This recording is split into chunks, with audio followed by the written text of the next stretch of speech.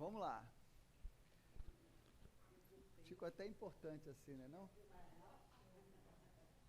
Bom, pessoal, não sei se vocês já viram o uso da lousa digital. Já viram o uso da lousa? Já, né? Não tem segredo o uso da lousa. Vou retornar aqui ao nosso site. Eu vou terminar hoje o conteúdo da introdução à microinformática. O nosso conteúdo, a gente vai tratar aqui de alguns assuntos ainda ligados à introdução à microinformática, e eu vou depois encaminhar e começar, enfim, pode ser que eu ainda inicie hoje o nosso assunto já com os aplicativos do Office, né? Ok?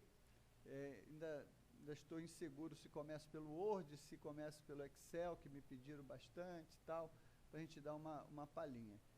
Na verdade, eu vou tratar rapidamente do Excel e depois vou mergulhar um pouquinho mais fundo no Word, e para a gente avançar para as outras atividades. Estamos recebendo mais uma aluna nova. Eu não sei como é que vamos ficar aí na nossa turma. Vamos ver se dá para a gente acomodar todo mundo. Nossa colega Janeide. Não, seja bem-vinda, Janeide. É a quinta aula hoje. É nossa quinta aula. Você e alguns colegas chegaram bem atrasados aí para o nosso curso, mas a gente vamos tentar ver se você vai acompanhar, entendeu? Esse primeiro módulo que nós estamos terminando hoje, né? Nós estamos terminando hoje. Não é um módulo assim tão relevante, não é tão, né? É um módulo que a gente trabalha com o objetivo de primeiro resgatar alguns conceitos da informática básica, né? Ver alguns conceitos que a gente entende, já que a gente está lidando com tecnologia, já que a gente está fazendo um curso de informática, né? Num nível intermediário, a gente precisa dominar alguns conceitos. A gente precisa saber algumas coisas a respeito dessa tecnologia que a gente está usando, né? Que tecnologia é essa? Que equipamentos são esses? Para que serve isso? Né? Como funciona essas coisas? Então, a gente está trabalhando isso, ok? E aí, hoje, eu quero tratar, eu vou usar esse arquivo que está lá na nossa biblioteca. Tem dois arquivos lá na nossa biblioteca. Um é Introdução à Microinformática, que é aquele que a gente estava usando na apresentação do Prezi, e que vocês, e que tem aqui no formato PDF, tá? Então, tem aqui, lá na nossa sala de aula, no nosso ambiente, na biblioteca, na pastazinha biblioteca, vocês vão encontrar alguns arquivos. Eu vou ainda acrescentar outros a essa biblioteca, eu vou colocar mais material. Ao longo do nosso curso, a gente vai acrescentando novas coisas, mas aqui eu tenho esse arquivo que eu vou usar agora com vocês. O terceiro, que é o PowerPoint, é um arquivo do PowerPoint, ok? Isso, vocês podem baixar esse arquivo, Introdução à Microinformática, PAFOR, que é na verdade, na verdade é o terceiro arquivo. Estou abrindo aqui para a gente poder conversar um pouquinho sobre esse material aí.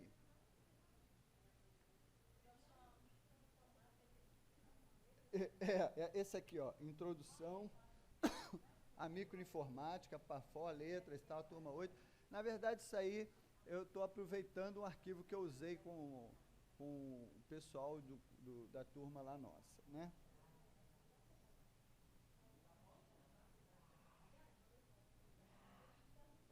Bom, o que é importante aqui, o que eu quero? F5 aqui, deixa eu habilitar esse negócio ali. Aí, pessoal. Habilitar aqui. Toda vez que vocês abrirem um arquivo assim e tal, pedir para habilitar, tem que habilitar para vocês poderem editar, mexer nele. Animação.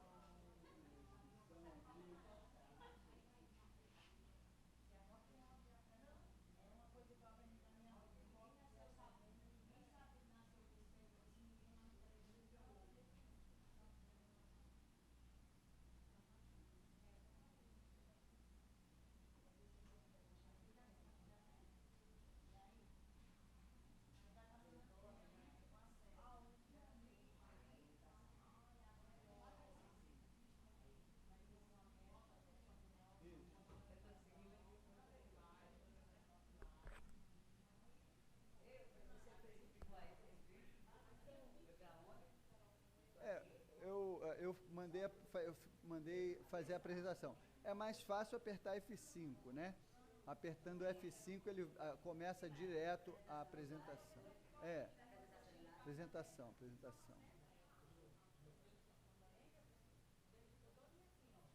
Hã? Então, mas esquenta não. Passa em branco. Aí no intervalo, no final, a gente dá uma olhadinha aqui na sua senha. Pelo amor de Deus, pessoal. Isso aí é prova que vocês não estão acessando em casa esse negócio. Hã? Apresentação, você apertar aí. O que é? Ai, coisa boa. Hã? Matemática, PAFO. PAFO é um programa lá do IFESP e tal. Isso é uma. Não. Na verdade, o que eu estou usando, lá tem os cursos de licenciatura, né? Matemática, letras, pedagogia. Mas aqui eu estou usando um arquivo que eu usei lá, enfim, estou só aproveitando, tá? Gente, eu vou passar em branco aqui, esses detalhes aqui não interessam muito, isso aqui é um roteirozinho, as informações, tal, isso é um roteirozinho do nosso coisa, isso aqui é um conceitozinho, o que é informática, não interessa, né? Aqui é o conceito de processamento de dados. Boa tarde. Presta atenção, pessoal, presta atenção. Todo mundo aqui, olhando. Eu acho até melhor, ao invés de vocês se preocuparem em olhar aí com a tela, olhar para cá. Depois vocês têm acesso ao arquivo, em casa, enfim, tá? Aí vocês prestem atenção aqui um pouquinho. Então, a observação é melhor, né? Melhor. Bom, aqui tem um conceito de processamento de dados. O que é processamento de dados, né? Primeiro, o conceito de dados. Dados é um conhecimento bruto de uma entidade qualquer, cerca de uma coisa qualquer, né? Os dados por si só agregam pouco valor ou nenhum conhecimento útil acerca do que se está analisando. Eles precisam ser tratados ou processados para gerar informações úteis ao usuário. Informação, aí sim, seria todo tipo de conhecimento que pode ser extraído de um conjunto de dados, né? Então, a transformação dos dados em informação que é chamada de processamento de dados. Então, o que é processamento de dados, gente? É a transformação de um conjunto de dados bruto em informações úteis, ok? Só isso. Aqui é um exemplo, por exemplo, é chato, né? Mas aqui é um exemplo de dados soltos. Você vê uma planilha. O que é Marco Antônio? O que significa? Né? O que é F? O que é M? O que é isso aqui? Isso é um dado solto que não tem nenhum valor. Mas vamos supor que isso aqui seja a relação de alunos, e agora eu quero saber quais são os alunos do sexo feminino que nasceram a partir de tal ano. Certo? Então, aí sim, isso. Feminino com mais de 18 anos, ou ainda o percentual em média de idade de homens de uma turma. Então, aí sim, eu vou fazer um filtro desses dados e vou gerar uma informação que eu estou precisando. Eu preciso dessa informação. Eu preciso saber quais são os alunos do sexo feminino com mais de 18 anos. E eu vou fazer um filtro desses dados e vou gerar uma informação útil e importante para mim, tá? Então, este conjunto, da forma como se encontra, precisa ser processado para gerar alguma informação útil. Então, poderíamos, caso fosse necessário, extrair a relação de alunos do sexo feminino com mais de 18 anos, aí tal. Então, portanto, chama-se processamento de dados a extração de conhecimento de uma massa de dados brutos. Depois, quando a gente for trabalhar Excel, a gente vai ver questão de filtro, como é que você faz, tal, né? Aí uma série de coisas que a gente pode ver quando for trabalhar Excel para tirar informações úteis de uma planilha qualquer de dados, ok? Então, é só para vocês terem a ideia, a noção de coisa. Isso aqui a gente já viu, né? Isso aqui é um histórico da informática e tal. Isso aí é um material antigo que eu tinha e fiz esses slides, enfim, tá bem. Mas isso aqui, por exemplo, nós temos, se formos falar da história da informática, né, nós vamos ver que ela tem 5 gerações. Nós estamos na 5ª geração. A 6ª geração seria um passo adiante, seria entrando aí no terreno da ficção hoje, que é a inteligência artificial, né? Nós já estamos vivendo o início dessa 6ª geração.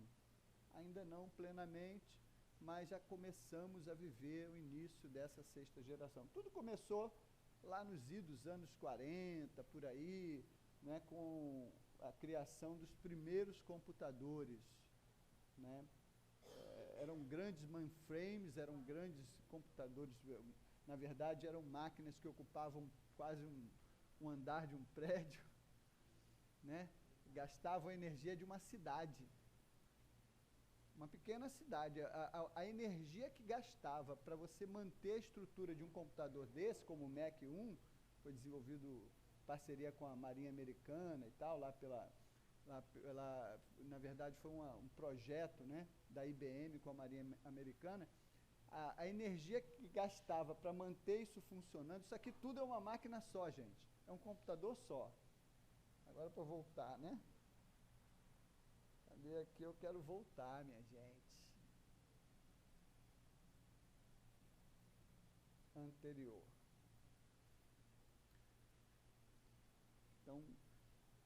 Então isso tudo para manter era uma coisa de louco, era um gasto tremendo, né? Ele se caracterizava pelas válvulas, né? Eram máquinas extremamente grandes, dispendiosas. Por que gastava tanta energia? Porque não era só com a máquina. Você tinha que ter uma estrutura de resfriamento do ambiente tremenda. Aquilo ali tinha que ficar gelado para poder ela não queimar, né? Porque ela aquecia demais, aquelas válvulas ali queimavam, e era interessante como é que se fazia a manutenção dessas máquinas. O técnico entrava dentro do computador para fazer a manutenção nela, literalmente dentro dele, né? Como é que pode, né, meu amigo? Em menos de um século, para onde a gente caminhou. É impressionante, impressionante. Aí foi, né? Foi avançando de válvula para transistor, de transistor para circuito integrado. Aqui já começou na 3ª geração. Rapaz, obrigado, deixei lá, né? Foi, né? Obrigado. A partir da 3ª geração já começou os circuitos integrados, né? As pastilhas com conjunto de circuitos integrados. O que foi mudando de geração em geração foi a escala de integração desses circuitos, né? Quando eles foram agregando mais circuitos dentro dessas pastilhas, e aí foi havendo uma mudança aí nessas gerações, né? A evolução da informática se deu exatamente aí, né? Então, isso aqui são exemplos. 386 foi quando eu comecei a usar computador, né? Comecei a usar computador com 386. Não foi com 286, que foi, né? O 286 foi a primeira máquina da 4ª geração, né? Na 3ª geração, a primeira e a 2ª geração não eram acessíveis ao usuário comum, né? Não estavam acessíveis. A 3ª geração já começou a se tornar um pouco mais acessível, mas também só existia computadores nas grandes empresas, né? As grandes empresas que possuíam computadores, até mesmo para uso dos seus executivos e tal, para algumas finalidades específicas, né? E a partir da 4ª geração é que começou a se popularizar, a máquina começou a chegar para o cidadão comum. 5ª geração, que é o que nós estamos até hoje, né? A escala de integração é a ultra larga, né? A escala mais larga, ou seja, você tem dentro de um chip de processamento milhões de CIs, de circuitos integrados, milhões mesmo, né? Milhões de circuitos integrados dentro de um. Aqui é um sinal, classificação geral, isso aqui é um computador do tipo analógico, existe essas máquinas, elas são máquinas muito específicas para trabalhar controlando processos, etc., né, em fábricas. Ela trabalha não com sinal digital, mas com sinal analógico. O sinal analógico tem essa característica, né, de ser um sinal irregular. O sinal digital é um sinal completamente irregular. Né? Ele é escalar, 0 e 1. Ele é regular. O sinal analógico é irregular. Esses computadores são muito usados em processos da indústria, para, por exemplo, controlar determinados sistemas, controlar, por exemplo, caldeiras. Então, na medida em que a temperatura vai aquecendo, ele vai captando esses dados, vai fazendo análise desses dados e vai automaticamente executando algumas ações, algumas operações. Bom, mas enfim. Aí os sinais computadores digitais, né? Bom, aqui chegou mais ou menos naquilo que a gente quer tratar hoje, que é sobre as escalas de armazenamento, falar um pouquinho sobre isso. Alguém falou que ainda tinha dificuldade para baixar alguma coisa, criar uma pasta, salvar alguma coisa dentro de uma pasta e tal. São conceitos realmente muito básicos esses, mas a gente pode rapidamente depois dar uma olhada, tá? Não há um impedimento a gente dar uma olhadinha. Mas vamos lá. Então, computador não é uma máquina inteligente, não é, ainda não. Computador não é uma máquina inteligente. É uma máquina com uma grande capacidade de processamento de informações, tanto em volume de dados, quanto na velocidade de operações que realiza sobre esses dados. Basicamente, o computador é organizado em três grandes funções ou áreas, que são entrada de dados, processamento e saída de dados. Né? São as três grandes funções ou áreas. Aqui você tem um esquema desse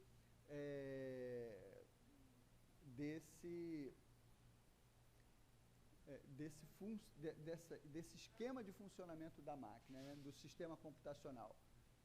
O sistema computacional, a gente já lembra o que é o conjunto de hardware e software que permite armazenar, manipular, transmitir dados, né, informações. Okay? Então, aqui você tem dispositivos de entrada, né? Você tem, né, dá um input aqui para introduzir esses dados no sistema. A memória principal vai estar carregando esses dados e jogando esses dados para serem processados, né, pelo sistema. Okay? E depois as respostas. No chip de processamento existem duas sessões importantes, uma sessão de controle e outra sessão aritmética e lógica. São informações gerais, gente. Não precisa me crucificar por conta disso, não. Ninguém vai ser reprovado aqui, não. Ok? Mas são informações gerais que eu acho que é legal saber, não custa saber, né? Saber não ocupa... Como é que é? Tem um ditado? Tem um ditado bacana, né? Como é que saber não ocupa... Pô, esqueci agora. Mas é isso por aí. Alguém sabe, lembra? Saber... Esqueci. Enfim. Então, tem na unidade central de processamento existem duas sessões, uma sessão de controle, que é muitíssimo importante, e outra sessão aritmética e lógica. A sessão de controle, gente, vai controlar tudo que está chegando e o que está saindo ali do processador, né? É uma sessão importantíssima para manter o funcionamento organizado do sistema. E a sessão aritmética e lógica é a sessão que processa mesmo, que faz a operação matemática das informações, tá? E aí você tem a obtenção dos resultados requeridos através dos dispositivos de saída de dados. Agora, aí estamos chegando onde nós queremos, né? Os dados que entram são processados e apresentados pelo computador, apresentam um formato não inteligível, né, para nós.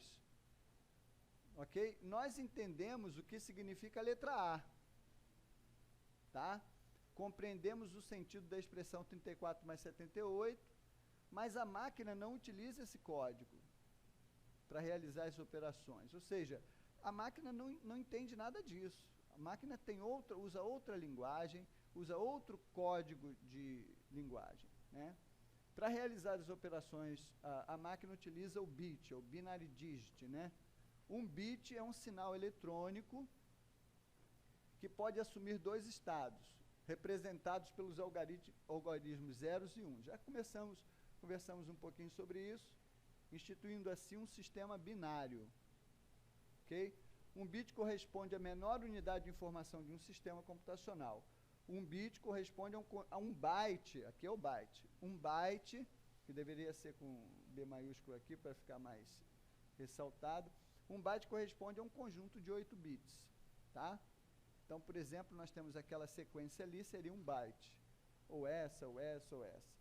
Cada byte é capaz de representar um caractere diferente na memória do computador. Dito isso, pergunta-se, quantos caracteres diferentes o computador é capaz de representar? Ó, gente, se um byte tem 8 bits, e cada byte representa um caractere, num sistema que utiliza o byte com 8 bits, quantos caracteres diferentes você pode representar? Como é que você chegaria a esse resultado?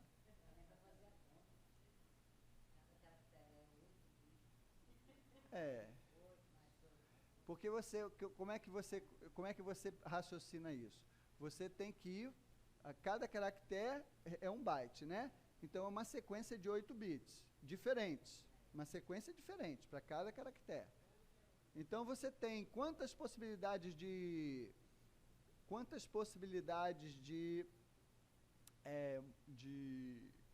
organizar esses bits? O primeiro byte seria 000001, né? 000010. E aí você vai mudando até você chegar no limite. A conta fácil para você fazer é você estar usando a base 2, a unidade binária, e você coloca sob expoente 8, que é a quantidade de bits num byte. Então você vai ter quantas possibilidades de composição de símbolos de caractere seriam possíveis, né? Então seria aqui. Ó. Se você, por exemplo, vejamos, com 2 bits nós temos 4 combinações distintas. São aquelas ali, 0001, 1011. São 4 possíveis. Com 3 bits nós temos 8 combinações possíveis. Olha, você vai ver que com 2 bits você está colocando 2, que é a base, elevado a 2.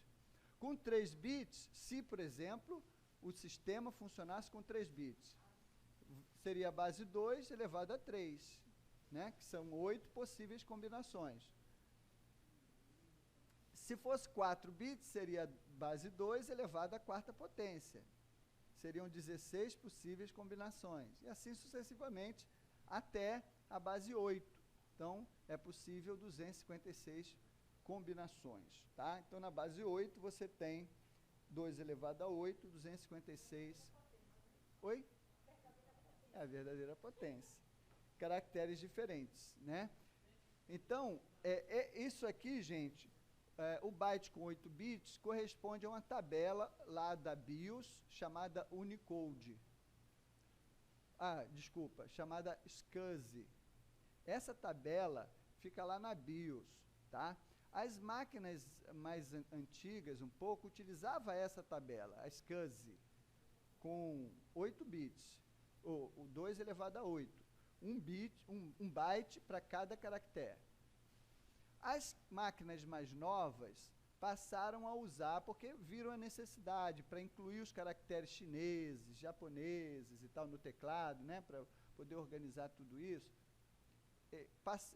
entenderam que era necessário, que não daria, lógico, 256 caracteres, possibilidades, combinação.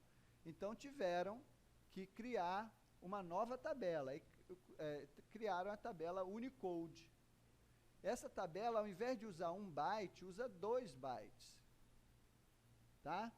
Então, os 2 bytes juntos formam um caractere. Bom, se 1 byte tem 8, 2 bytes vai ter 16 bits. Então, com 16 bits, quanto é possível criar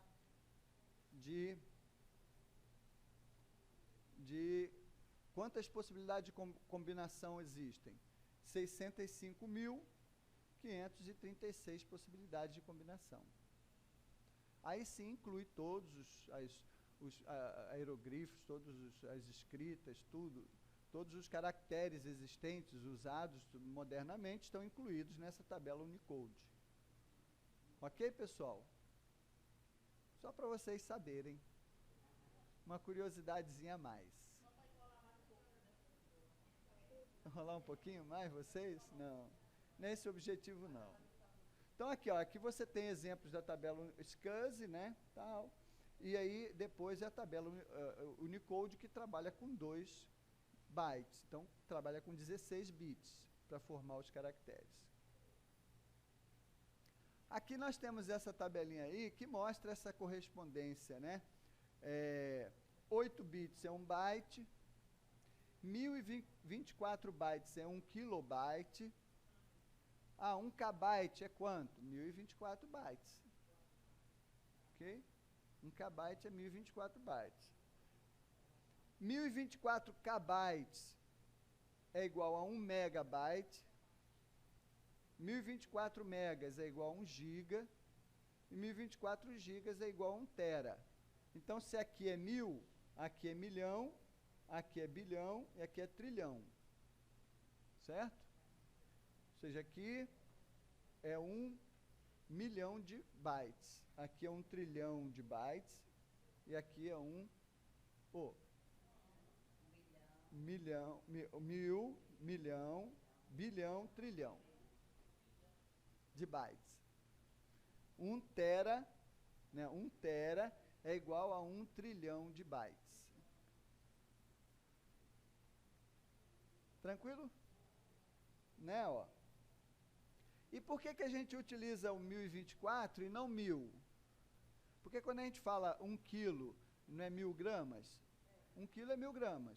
Porque a gente está usando a base decimal. Certo? Quando a gente vai usar a base binária, a gente não consegue 1000 como expoente da base. Qual é o número que mais se aproxima de 1000 na base 2? É 2 elevado a quanto? Boa tarde. Ô, rapaz, você veio me dando inveja, cara. Pô. Não, mas deixa pra lá, porque eu não vou ter condições de parar agora. Hã? Qual é o menor número, ou número, que mais perto chega de 1000 na base 2, usando a base 2? Qual é usando a base 2, gente? A base 2 elevado a que número dá próximo de 1000? É só fazer as continhas, né? Vamos lá? Rapidinho, né? 2 a 8, 256. 2 a 9, 512. Só fazer a continha aí, multiplicar por 2. É potência, gente, é multiplicar por 2, tá? 512. 2 a 9. 2 a 10 é quanto? 1024. 2 a 11 seria 2048, passou muito. Já está lá em cima, já passou. Então, o número que mais se aproxima de 1000 na base 2, né, no sistema de numeração binária, é 1024, porque 1000 é 2 elevado a 10. Certo? Vocês entenderam aí, pessoal? Então, aqui, ó.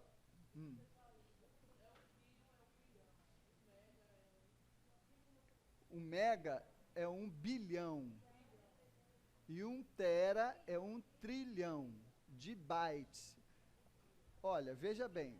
É só multiplicando. Nós estamos falando 1 trilhão e tal, multiplicando.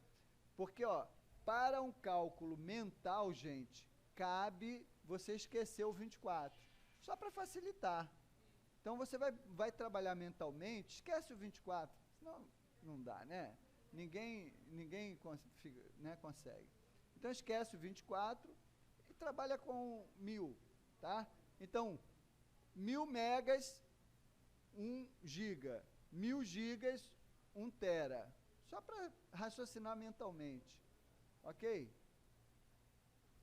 Entendeu aí, pessoal? Tem dúvida, né? Então, no entanto, para fins de arredondamento, aí ele diz aí, para fins de arredondamento a gente pode trabalhar com 1000 tranquilo. Um disquete, por exemplo, a capacidade de armazenamento, lembra dos disquetes que não existem mais? Capacidade de armazenamento deles era 1.44 megabyte. Então, megabyte é o que, gente? Milhão, não é isso? 1.440 o quê? 1.440.000 bytes. Né? 1.440.000 bytes seria a capacidade de um disquete. Muito pouco. Não, um disquete, você gravava nele um livro de 300 páginas escritas, digitadas. Bastante coisa, né? Você fazia um livro de 300 páginas, você guardava num disquetezinho, que é 1 mega, gira aí, é um pouco mais de 1 mega, não chega.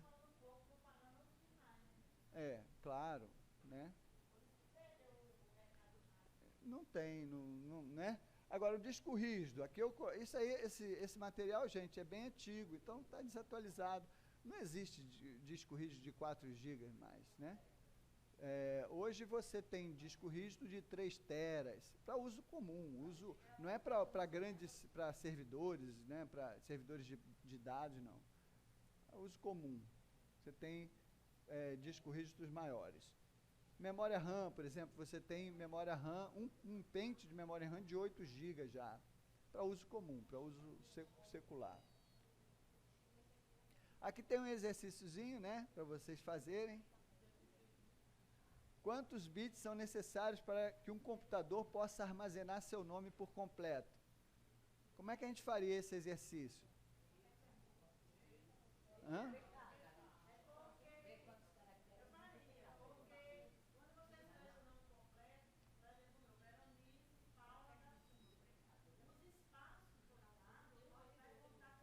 Isso, muito bem, como byte. Os espaços são bytes. Então, no caso, é só você contar, né, os espaços, as letras, os espaços, e aí multiplicar por 8. Então, quantos bits são necessários para que o computador possa armazenar o seu nome completo? Você conta o número de letras com espaço, incluindo os espaços. As letras acentuadas contam um só. As letras A, por exemplo, acentuada. Vamos supor que... Isso, Cleia. Então, é acentuado. Não tem problema, conta um só. Cedilha conta um só também. Um só. Porque são símbolos únicos, tá? Na verdade, é um símbolo isso. O A acentuado é um símbolo. O C cedilha é um símbolo. Também, tudo isso são símbolos.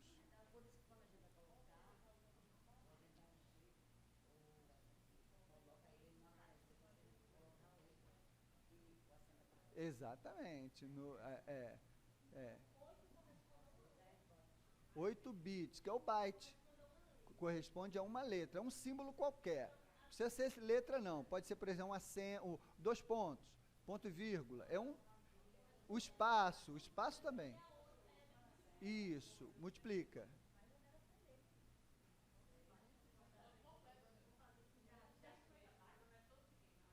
Ok? Vamos lá para outro exercício. Alguém já viu, fez o cálculo aí, gente? Rapidinho. 160 bits para escrever o nome dela. 256? Quem? Caramba, meu. Isso, também. 248. Acho que você ganhou, viu? Acho que até agora. É, meu amigo. É. É.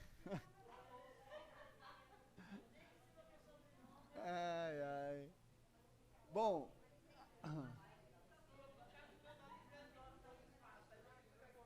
Multiplica por 8. Aí você vai ver quantos bits são usados para escrever seu nome na tela. Tá? Ó, segundo probleminha aqui. O segundo probleminha aqui, pessoal, presta atenção. Imagine um computador hipotético onde cada caractere representado gasta um total de 12 bits. Sabendo disso, quantos caracteres podem ser representados nessa máquina? Pô, gente, mole, né? É o quê? 2 elevado a... 2 elevado a... Olha lá, pai. Ó, olha lá, gente, ó. 2, se são 12 elevado a 12, né? 2 elevado a 10 é 1024, 2 elevado a 11, 2048, 2 elevado a 12 é 4086 e 96. Não é isso mesmo? 48, 96. 4096. Ou seja, presta atenção.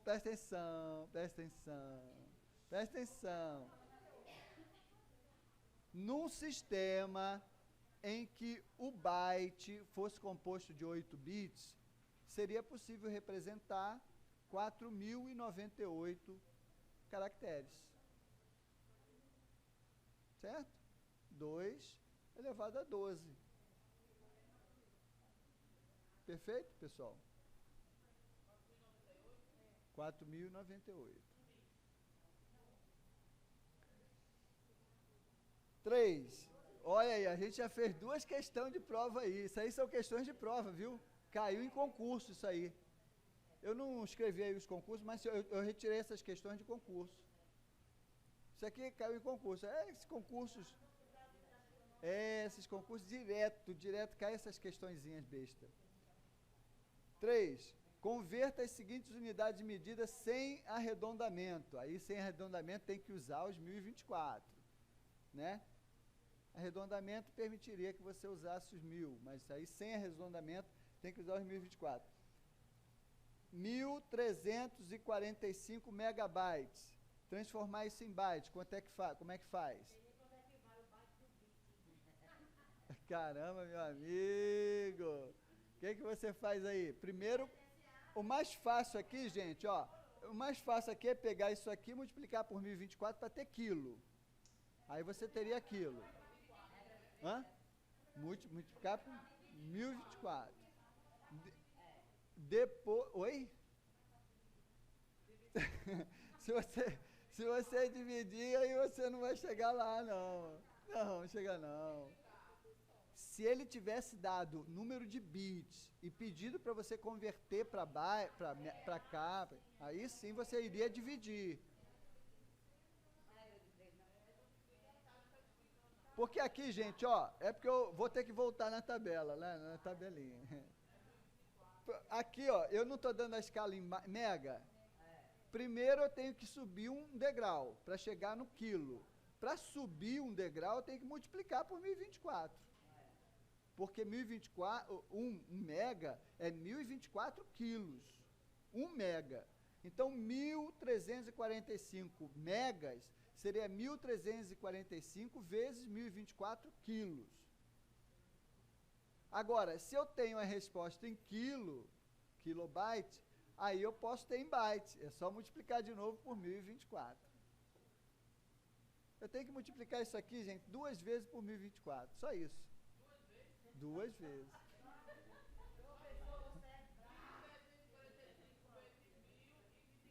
Vezes, e vai valor, vezes 1024.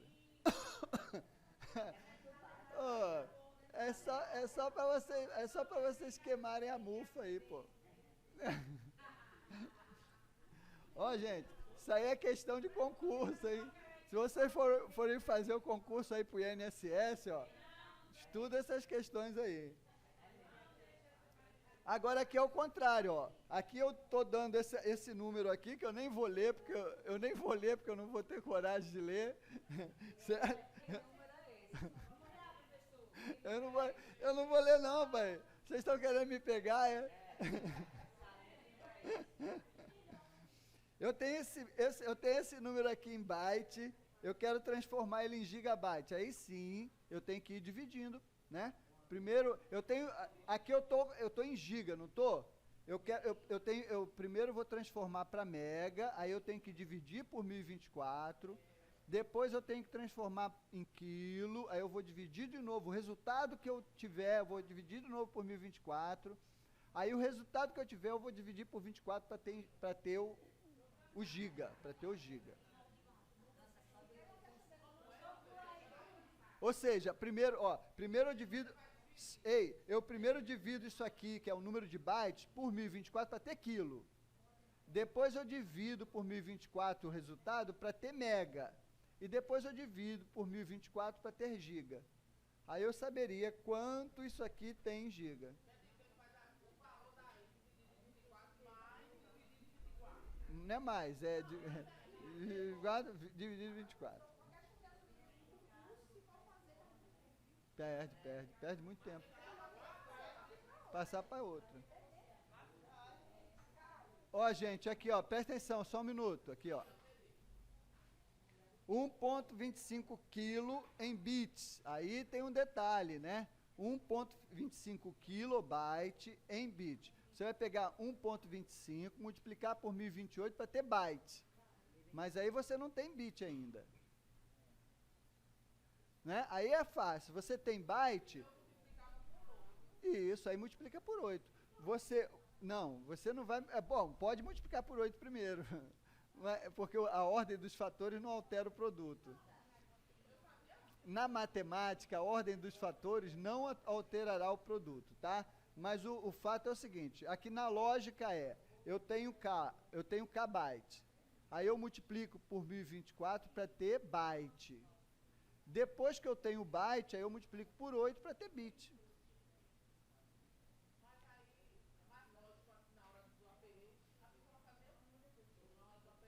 Você acha? Então pronto. Se você acha, quem sou eu para não achar, né? Não, mas é isso mesmo, a lógica é essa, tanto faz, porque a ordem não vai alterar. Ó, 2 teras em mega, aí besteira. Agora aqui tem uma expressão aritmética, uma expressão aritmética, né? Você teria 1,24 gigas vezes 12 megas. Então você tem que, para você fazer essa multiplicação, o que tem que fazer primeiro, gente? Botar tudo na mesma você tem que botar tudo na mesma unidade. Então, se você está com giga aqui, você tem que transformar primeiro em mega. Depois que você tem mega, aí é só multiplicar. Aí você vai ter a quantidade em mega. Agora ele quer, depois que você tiver em mega, que você transforme em quilo. Aí é multiplicar por 1028. Gente, é besteira. Tudo isso aqui é só um exercício. Agora, esse é um exercício que realmente...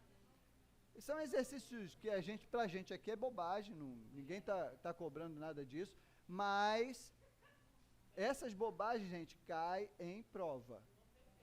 Cai em prova, realmente.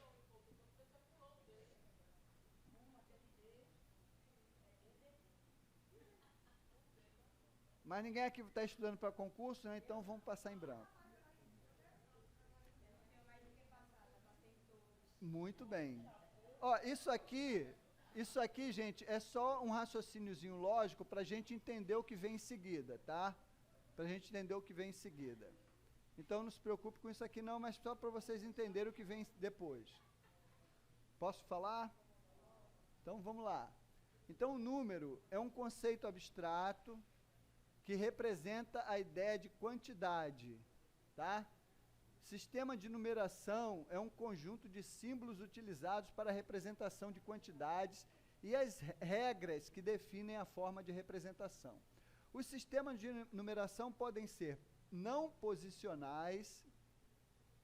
Cada símbolo representa um valor fixo, independente de sua posição relativa no número. Tá? Um exemplo de sistema não posicional são os algarismos romanos. Ok? Ou seja, nesse número aqui, ó, x, v, o x vai ser sempre 10 e o v vai ser sempre 5, independente da posição que ele estiver. Não muda.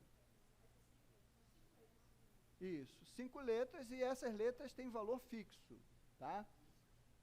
Essas aqui, ó, na verdade são essas letras todas.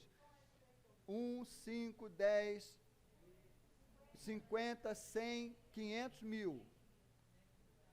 E com essa sequência de letras aqui, você monta qualquer número. Você monta qualquer número, gente, qualquer número. Tá? Por quê? Porque se você colocar um valor menor à esquerda, você está dizendo que está subtraindo esse valor menor do maior. Tá? Então, com essa composição, você monta qualquer número que você imaginar. Ok?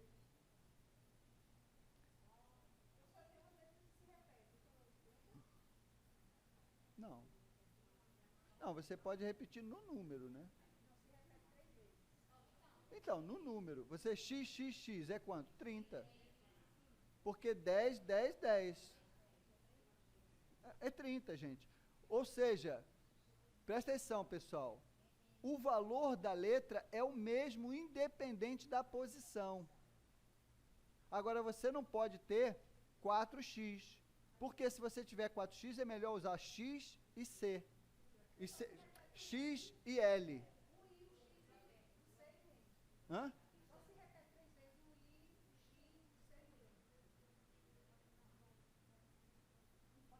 É, tá certo, acho que sim.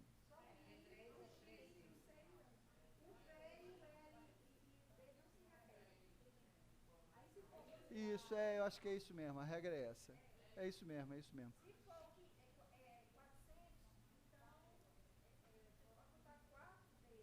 Uhum. O D menos o C. Isso, 500 menos 100. 50, 500, então, DM. DM. DM é 500 menos 100, que é 400. 500 menos 1000 seria... D menos C, tá certo. Aí não, aí no caso seria X menos... Não, L menos C, não. Caramba, meu. Hã? CD. Ah, sim, tá certo, CD. CD, é isso mesmo, 400, é isso mesmo. É isso mesmo, gente, ó. É isso. Mas isso aqui era só uma introduçãozinha para a gente falar dos números que são posicionais, que é o que nos interessa. Os sistemas de numeração posicional. Presta atenção aqui, pessoal. Só para vocês entenderem isso aí, minha querida, não fica preocupada não, porque isso aqui não tem valor. Ninguém vai fazer prova de matemática, não. Para existir. Então, gente, os sistemas posicionais, o valor de cada símbolo é determinado de acordo com a posição que ele ocupa no número, né? Um sistema de numeração é determinado fundamentalmente pela base numérica, que indica a quantidade de símbolos que tem naquele sistema, né? O valor individual de cada um deles, Dentre os sistemas de numeração posicional, destacamos os seguintes sistemas: o binário, o octal, o decimal e o hexadecimal. Tá? Do ponto de vista numérico, O homem lida com o sistema decimal. Então, a gente aprendeu que nós trabalhamos com o sistema. A lógica nossa funciona com o sistema decimal. Né? Mas você pode usar qualquer um desses sistemas aqui para fazer qualquer operação matemática. Tá? O sistema computacional, embora reconheça e calcule todos esses sistemas aqui, esses sistemas numéricos, utilize em vários momentos todos esses sistemas, para fins do funcionamento do sistema computacional, ele utiliza como base o sistema binário.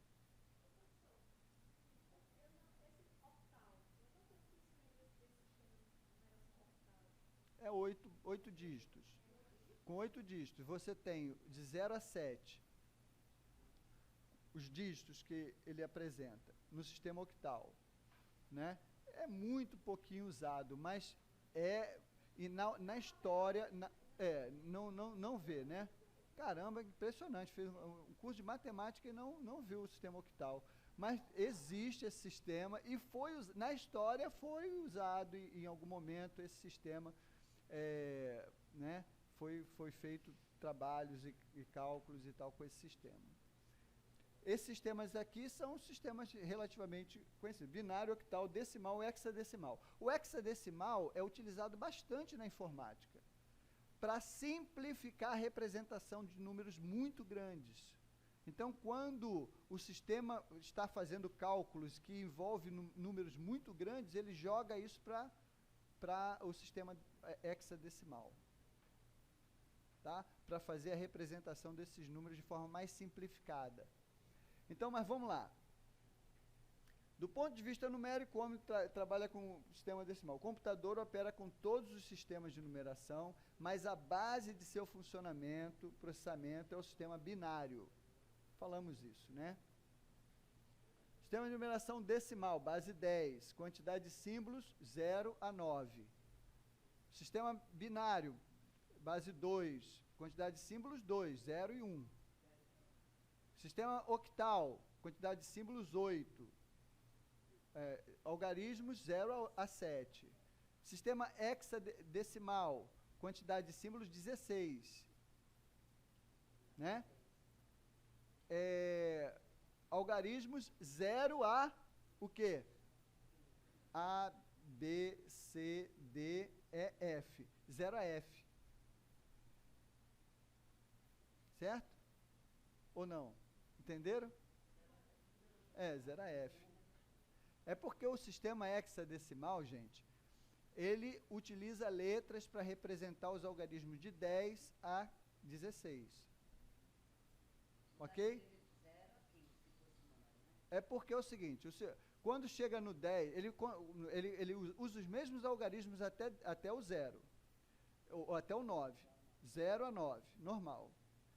Quando chega no 10, como é que ele vai representar 10? Vai usar 2 algarismos? Não dá. Aí ele usa a letra A para representar o 10. A letra B para representar o 11. A letra C para representar o 12. A letra D para representar o 13. A letra E para representar o 14. A letra F para representar o 15. Hexadecimal, a letra F... Não, então 15, são 15, gente. Hexadecimal são 15 algarismos. Eu sabia que só ia até F. São 15 algarismos, tá? Desculpa aí. Hexa dá uma... Mas é 5. Hexa é 5, né? Hexacampeão. 5 vezes campeão. Tá? Então, hexa é 5. Hexadecimal é 5, é 15, tá?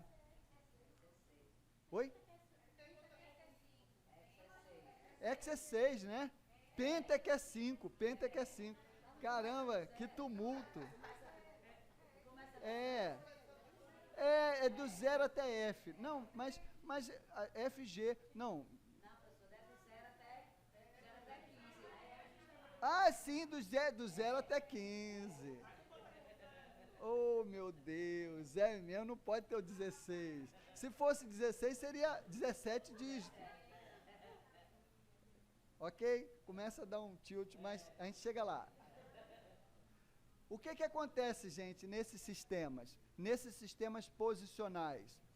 Você tem o algarismo da unidade nesse sistema, por exemplo, no sistema decimal, o algarismo que representa a unidade vai estar ocupando a posição 0, tá? É posição, é um sistema posicional. Então, o algarismo da unidade ocupa a posição 0. Veja aqui, ó, gente, esse número aqui, 3.000,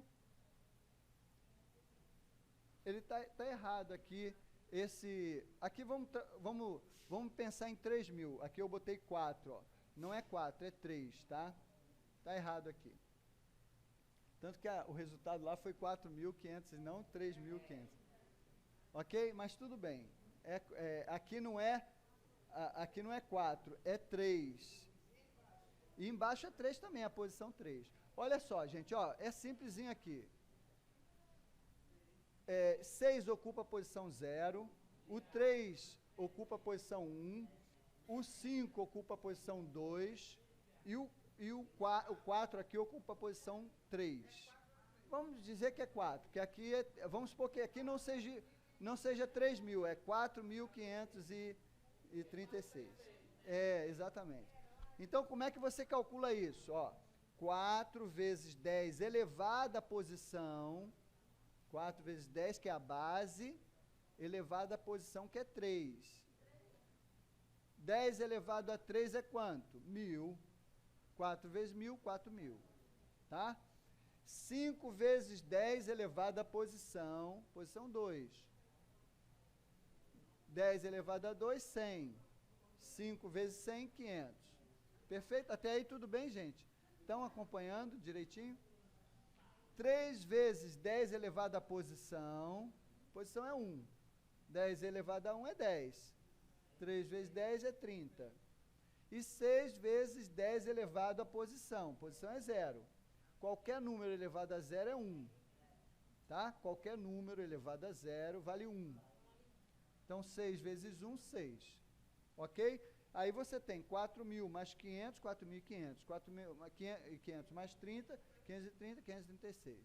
Então, essa é a lógica da organização. E isso vai funcionar em qualquer sistema posicional. Você vai ter sempre, você vai marcar sempre as posições. Então, dependendo do posicionamento, o dígito terá um peso. Quanto mais próximo da extrema esquerda do número, né, maior será a potência de 10 que estará multiplicando o mesmo. Ou seja, mais significativo será o dígito. Ok? Sistema de numeração binário. Você tem a base 2, tem zeros e uns, né? Então, esse número aqui, gente, ó, corresponde a quanto, ó? Esse número na base 2 corresponde a quanto na base 10? Basta você fazer os cálculos posicionais.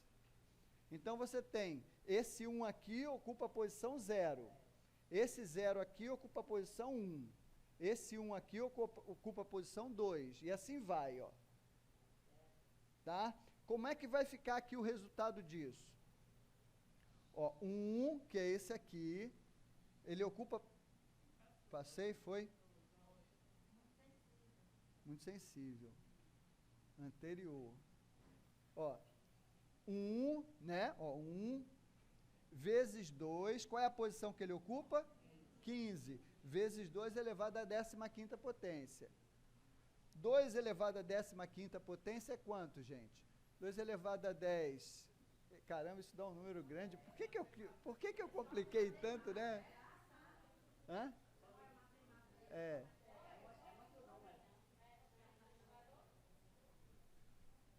Gente, ó, só para não...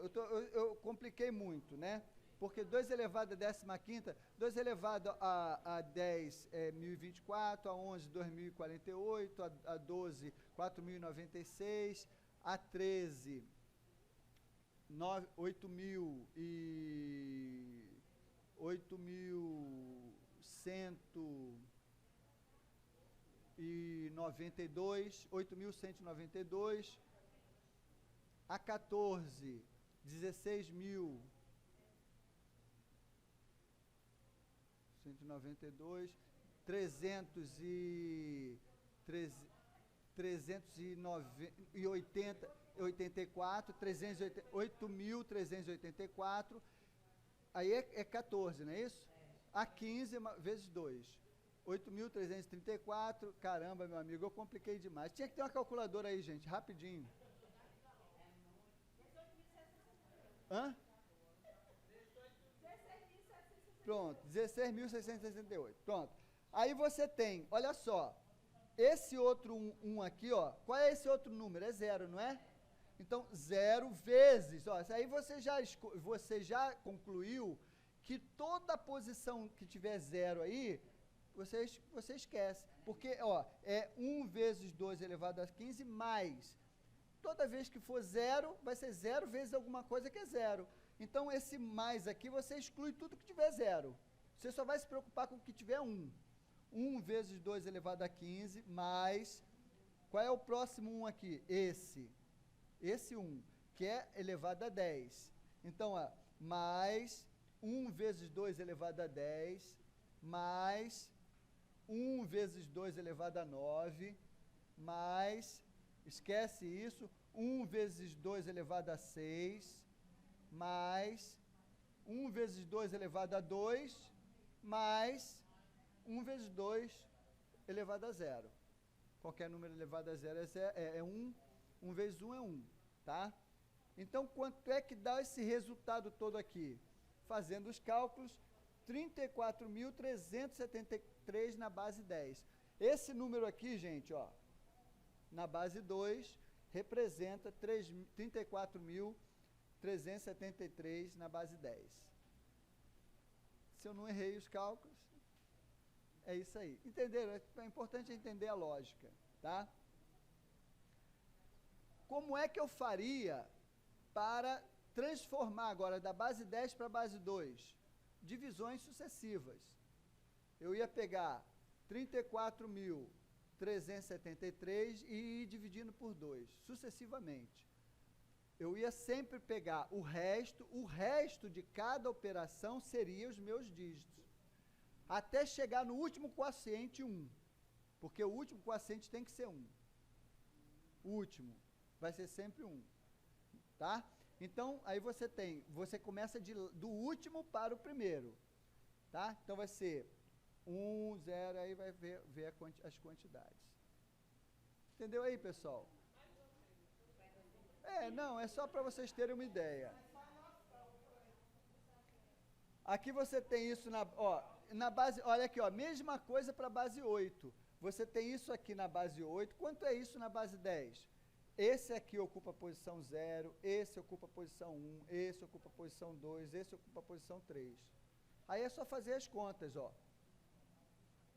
1, que é o algarismo, vezes 8, que é a base, elevado a 3, que é a posição, mais 7 vezes 8, que é 7, né, ó, vezes 8 elevado a 2, que é a posição. E aí vai. Aí você vai chegar que esse número corresponde a isso, se eu não errei o cálculo. Ok? Agora, isso aqui na base 10, quanto vai ser na base 8? Divisões sucessivas. Eu pego esse número, começo a dividir por 8. Aí eu vou ter os resultados e os restos. Né? Eu vou sempre dividir os restos pelo 8 e tal, e vou chegar ao final. Quando chegar ao final, eu começo de lá para cá, para montar o número, tá? O último, que é o algarismo, vai ser o mais da esquerda, e aí eu vou montando o número. Ok? Pegando os restos. Ok? Ó, isso aqui por 8 é igual a isso aqui por 8, ó. Isso aqui por 8, gente, é só vocês entenderem aí como funciona. Pego esse número, divido por 8, vai dar um resto 3. Aí eu pego esse resultado, divido de novo por 8, vai dar o resto 4. Vai dar 24, né? Opa. Anterior. 24 por 8, dá 3, resto 0. Então, aí eu pego 3, ó, 0, 4, 3. 3, 0, 4, 3. É o resultado. Ou seja... Oi? Não, é porque esse 3 aqui conta, esse último quociente, tá? Esse último quociente conta.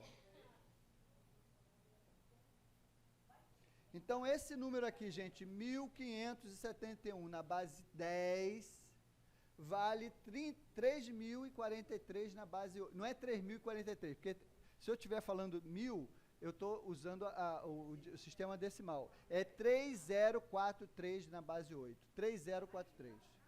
De lá para cá. Para montagem, isso. Você vai pegar o quociente da última operação vai ser o número mais relevante.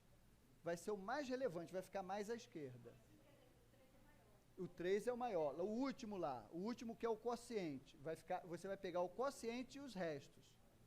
Vocês entenderam aí, pessoal? Mais ou menos?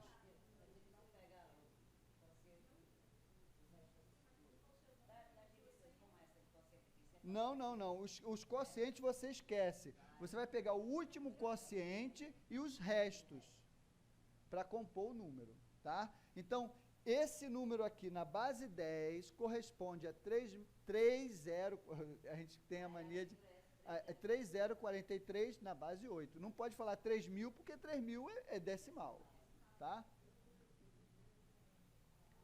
Agora é hexadecimal, gente, ó, 0 a F, tá vendo? É hexadecimal, são 16 dígitos, agora 16 dígitos, 0 a F. O A corresponde ao 10, o B ao 11, o C ao 12, o D ao 13, o E ao 14 e o F ao 15. Ok? Então, se eu tenho esse número, por exemplo, aqui, 13E1 na base 16, quanto vale isso na base 10? Mesmo processo. O 1 aqui está na posição 0, o E aqui está na posição 1, o 3 na posição 2 e o 1 na posição 3. Então, como é que fica? O 1, que é o número, vezes 16, que é a base, elevado a 3, tá? Mais 3, que é o número, vezes 16, que é a base, elevado a 2, mais é o quê? É 14, corresponde a 14, mais 14 vezes 16 elevado a 1, que é a posição, e mais 1 vezes 16 elevado a 0, que é a posição. Entenderam aí, pessoal? Então, esse número aqui, na base 16, corresponde a 15.030, ou 1.505 na base 10. Se eu não errei os cálculos, errei os cálculos, tá? Esse aqui está errado. Esse aqui está errado. Oi? Errei sim, errei os cálculos. É só fazer as contas aí que vocês vão ver que eu errei. Está errado, está errado. Aqui, por exemplo, eu já sei que errei, porque isso aqui não é 512 nunca. Tá? Isso aqui não é 512 nunca. Não é 512 nunca. Tá? Então, isso aqui já está errado. Aqui, esquece isso aqui, é só para vocês entenderem como faz, tá certo, gente? Só para vocês entenderem como faz. Aí, gente, tem um monte de discussão sobre... Basicamente, o que eu queria... Esse material é interessante só para vocês conhecerem. Aqui eu falo de placa-mãe, dos dispositivos todos, dos barramentos. Esse material é bom para vocês terem como consulta em um dia, precisar, né? Aí tem tudo, coisa. Agora, dados bastante antigos, porque são dados de um curso que eu fiz há muito tempo atrás.